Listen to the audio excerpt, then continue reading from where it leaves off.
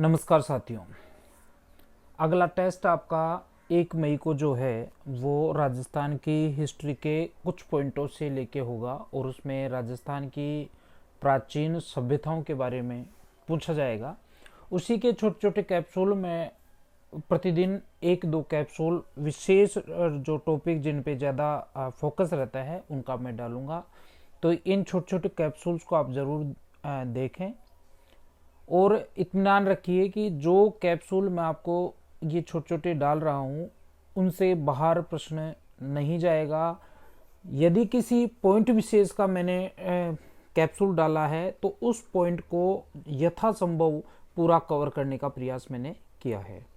तो आज का जो पहला कैप्सूल है वो आपका है कालीबंगा सभ्यता से। तो इससे संबंधित कुछ प्रश्न जो बन सकते हैं वो ये इसकी स्थिति के बारे में पूछ सकता है कि कौन सा जिला पूछ सकता है, कहाँ है ये पूछ सकता है, और साथ ही जो है इसमें ये कौन सी नदी के किनारे है। ये 2 चीज़ इसमें पहले पॉइंट में कवर की गई है। तो ये आपका हनुमानगढ़ जिले में कालीबंगा सभ्यता है और घग्गर नदी जो है वहाँ पे ये स्थित है। आगे देखिए, इसका अर्थ के बारे में कई बार पूछा है कि कालीबंगा शब्द का अर्थ क्या होता है। तो कालीबंगा शब्द का जो अर्थ है वो आपका है काले रंग की चूड़ियाँ। यहाँ 2 स्थान मिले हैं। पहला भाग का जो समय है वो 2400 से लेके 2250 तक है और जो 2250 ईसा पूर्व का है, और दूसरा भाग 2200 से लेके 1700 ईसा पूर्व का है। अब इसमें आगे जो है इसकी खोज के बारे में प्रश्न पूछा जा सकता है कि जो है इसकी खोज किसने की। तो इसमें 2 चीजें आपको ध्यान रखनी है। क्या क्या 2 चीजें हैं? पहली तो इसके खोजकर्ता का नाम आपको पता होना चाहिए। कौन है खोजकर्ता? ये देखिए यहाँ पे अमलानंद घोष नाम के एक विद्वान हुए हैं। इन्होंने इसको की खोज की थी। बाद में 1961-62 में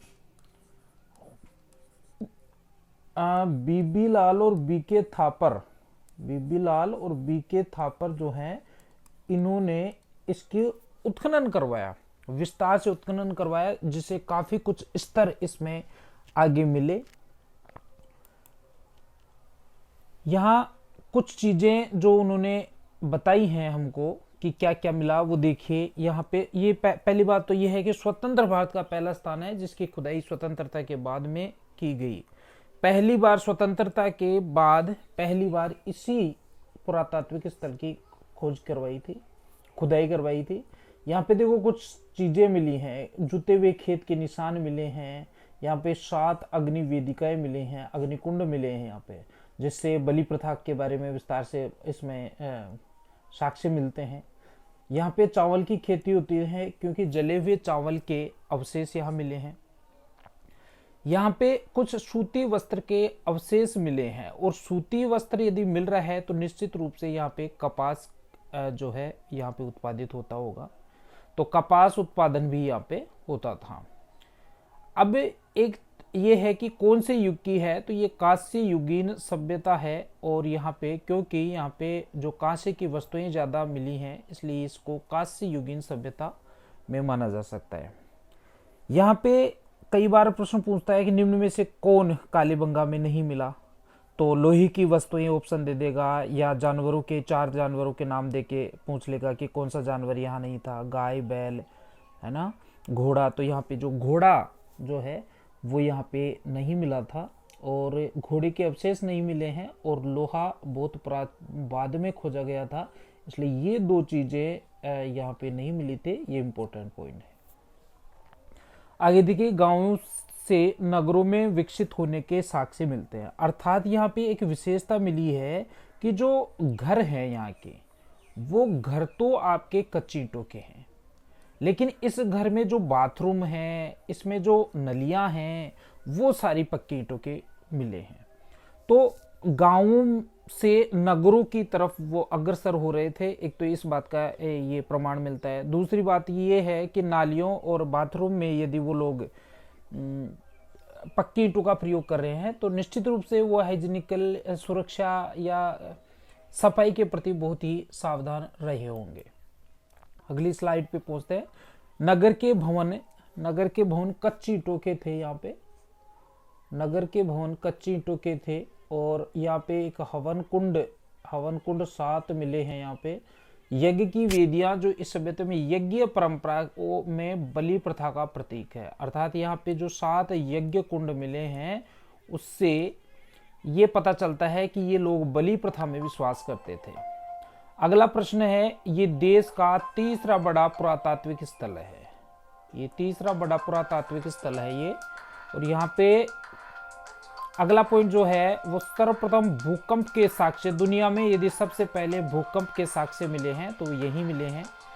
इसके बाद में यहाँ पे कुछ नालियाँ जो हैं, बाथरूम और इत्यादि घरों में पानी के निकास की जो नालियाँ बनी हुई थी, वो ये नालियाँ आपके लकड़ी की बनी हुई थी। और लकड़ी की नालियाँ जो मिली हैं वो संसार में इस प्रकार का पहला उदाहरण आपका कालीबंगा में है। एक अगला पॉइंट जो है इसमें पूछा जा सकता है वो ये है कि कालीबंगा में प्राचीनतम नगर के साक्ष्य मिले हैं। और यहाँ पे वर्तमान जो अपने दक्षिणी भारत में परंपरा प्रचलित है उसी प्रकार की व्यवस्था यहाँ पे थी। परिवार पे माता का प्रभाव ज्यादा होता था और जो महिला सदस्य होती थी, बुजुर्ग महिला, उसका परिवार पे उसी की सत्ता होती थी। और पुरुष, वर्तमान जैसे पुरुष प्रधान समाज है वैसा नहीं था। उस समय मात्र सत्तात्मक परिवारों का प्रचलन था। अगला पॉइंट है, कालीबंगा में देखिए एक खोपड़ी मिली है, एक मनुष्य की खोपड़ी मिली है और उसमें जगह जगह से ऐसे छेद किए हुए मिले हैं। तो उससे पता चलता है कि प्राचीन काल में ये जो वस्त्रोत्फेदन जिसको बोलते हैं अपन, कपाल छेदन प्रक्रिया थी। अर्थात किसी रोग के उपचार के लिए जो है इस प्रकार की प्रक्रिया होती होगी। तो कपाल छेदन क्रिया के प्रमाण भी कालीबंगा से मिले हैं। दूसरी, यदि अगला पॉइंट की बात करें अपन, तो अगला पॉइंट है कालीबंगा में कलश समाधान होता था। अर्थात मृत्यु के बाद उसके अवशेषों को, जब जैसे वर्तमान में अपन अवशेषों को कुछ मटके में डाल के गंगा जी में या हरिद्वार जी में विसर्जित करते थे, उस प्रकार अवशेषों को वो लोग नीचे दबा देते थे, कलश समाधान करते थे। कालीबंगा से प्राप्त किसी भी प्रकार के मंदिरों के अवशेष यहाँ नहीं मिले हैं। यहाँ एक भी मंदिर नहीं है। ये हड़प्पा कालीन सभ्यता के समकालीन कालीबंगा जो है वहाँ पे मंदिरों के अवशेष नहीं मिले हैं, लेकिन फिर भी यहाँ पुरोहितों का बहुत ज़्यादा प्रभाव समाज पे माना जाता था। संस्कृत साहित्य में कालीबंगा को बहुधान्यक क्षेत्र कहा गया है। संस्कृत साहित्य में एक बार प्रश्न पूछा था कि संस्कृत साहित्य में कालीबंगा को क्या कहा जाता है, तो काले रंग की चूड़ियाँ और इस प्रकार के कई ऑप्शन दे के एक ऑप्शन ये भी था कि इसको बहुधान्य क्षेत्र कहा जाता था। यही आंसर आपका इसमें होगा। इसके बाद में देखिए कालीबंगा से मिट्टी के भांडों एवं मोहरों पर लिपि के अवशेष मिले हैं। अब यहाँ पे ये चीज ध्यान रखना है कि यहाँ पे लिपि तो मिली है, यहाँ पे लिपि तो मिली है, लेकिन लिपि जो है वो अब तक खोजी नहीं गई है, इसको पढ़ा नहीं गया है। खोज हुई है क्योंकि यहाँ पे मिट्टी के भांडों और जो है मोहरों पर मिट्टी के ये आपकी लिपि मिली है, लेकिन अभी तक इसको पढ़ा नहीं गया है। चलिए आगे पहुंचते हैं अगली स्लाइड पे। कालीबंगा में बेलनाकार तंदूरा मिला है, एक तंदूरा मिला है। इस तंदूरे से क्या मतलब है कि यहाँ पे जो परिवार होते थे वो सामूहिक होते थे और समूह में लोग यहाँ पे खाना बना के खाते थे। इस वजह से बड़े तंदूरों, बेलनाकार तंदूरा यहाँ पे मिला है। कालीबंगा में कुछ जानवरों के अवशेष मिले हैं, जैसे आपकी गाय है, भैंस है, भेड़ है, बकरी है, स्वर है, ऊंट है, कुत्ता है। अब यहाँ पे इन जानवरों के साथ घोड़ा शब्द दे देगा और पूछ लेगा कि निम्न में से कौन कालीबंगा वासी किस जानवर से परिचित नहीं थे, तो वहां पे आपको घोड़ा जो है वो आपका आंसर होगा। इसमें पाकिस्तान के एक क्षेत्र का नाम आपको इसमें ध्यान रखना है कि पाकिस्तान में कोडदीजी नामक एक क्षेत्र है जहां पर कालीबंगा के अवशेष काफी यहाँ से मिलते जुलते रहे हैं। तो कोडदीजी के बारे में भी आपको ध्यान रखना है। कालीबंगा की जो सड़कें हैं वो हमेशा समकोण पे कटती थी, ये भी आपको ध्यान रखना है। और जो यहाँ पे जो खेत जुते हुए खेत के अवशेष मिले हैं वो भी आपके वर्गाकार जो है, वर्ताकार या वर्गाकार जो है, इनकी जो क्षेत्र बने हैं, फाले बने हैं, वो मिले हैं। इसके बाद में आगे देखते हैं, कालीबंगा में 2 टीलों का उत्खनन कार्य किया गया। एक तो पश्चिमी टीला है, एक पश्चिमी टीला है, एक पूर्वी टीला है, और इन दोनों टीलों को एक प्राचीर द्वारा घेरा गया था। यहाँ पे पश्चिम का जो टीला है वो छोटा है लेकिन ऊंचा है, और पूर्व का टीला जो है वो आपका बड़ा है लेकिन नीचा है। और दोनों जो सुरक्षा टीले हैं सुरक्षा दीवार से यहाँ पे इसको घेरा गया था। यहाँ के लोगों ने सम चतुर्भुजाकार रक्षा प्राचीर के अंतर्गत आवासों का निर्माण किया, और सुरक्षा प्राचीर को 2 चरणों में बनाने के प्रमाण यहाँ से मिलते हैं। अब यहाँ पे देखो, यहाँ पे यदि ये पूछे कि यहाँ कच्ची ईंटों का प्रयोग होता था या पक्की ईंटों का, तो दोनों ही प्रकार की ईंटों का यहाँ पे प्रयोग होता था। कच्ची ईंटों से मकान बने हुए होते थे, और जो नालियाँ जो होती थी या जो बाथरूम होते थे वो पक्की ईंटों में का प्रयोग इसमें किया जाता था। तो यहाँ पे देखो मैंने लिख दिया है, नालियों में और शौचालय और कुछ संरचनाओं में पक्की ईंटों का भी प्रयोग यहाँ पे होता था। इसमें आगे अपन चलें तो देखिए, यहाँ पे डॉक्टर दशरथ शर्मा जो एक इतिहासकार हैं, उनका नाम उल्लेख करना बहुत जरूरी है, क्योंकि उन्होंने ही कालीबंगा को सैंधव सभ्यता की तीसरी राजधानी कहा है। अब पहली राजधानी आपकी हड़प्पा थी, दूसरी मोहनजोदड़ो है, और तीसरी जो है, तीसरे ये दशरथ शर्मा जी ने तीसरी राजधानी कालीबंगा को कहा है। कालीबंगा के उत्खनन में दोहरे जुते हुए खेत के अवशेष मिले हैं, और विश्व में जुते हुए खेत के प्राचीनतम जो प्रमाण है वो यही मिले हैं। यहां से प्राप्त जुते हुए खेत में चना और सरसों, ये 2 विशेष फसलों का उल्लेख यहाँ पे किया गया है। एक तो चना है, ग्रेन है, और एक सरसों है, एक सरसों है। ये 2 फसलों के बारे में यहाँ पे विशेष रूप से बताया गया है। कालीबंगा में समकोण दिशा में जुते हुए खेत के साक्ष्य मिले हैं, जो मैंने आपको पहले बता दिया। यहाँ से एक ही समय में 2 फसलें उगाने के प्रमाण मिले हैं, अर्थात मिश्रित खेती जो है वो यहाँ पे मिलती है। गेहूं के साथ जौ का उत्पादन यहाँ पे कालीबंगा में किया जाता था।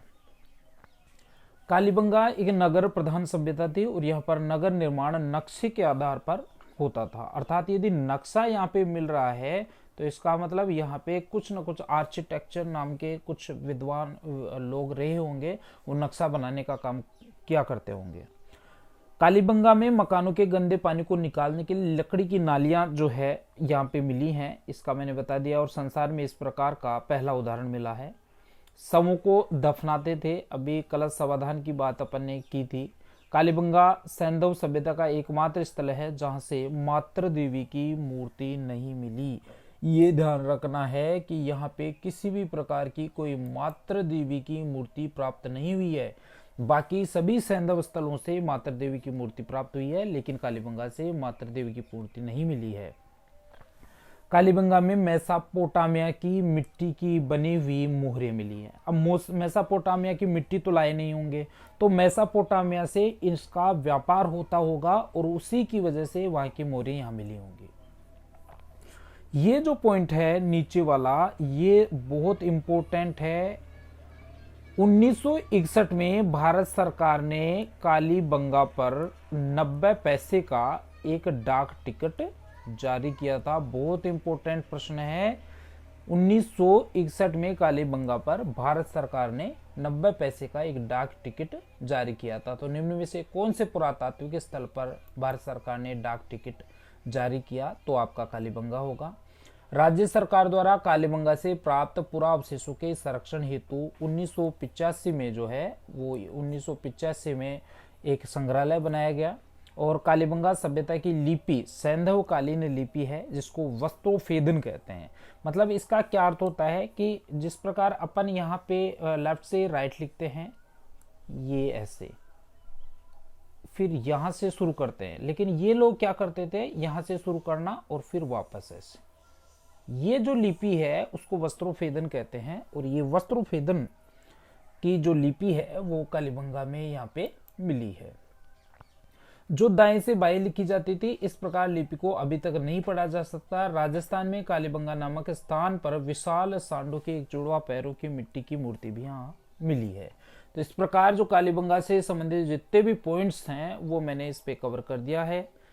आप इनको देखते रहें, जितने भी छोटे छोटे कैप्सूल डाल रहा हूं मैं उनको निश्चित रूप से आपको देखें, ये आपकी परीक्षा में बहुत उपयोगी होंगे। धन्यवाद।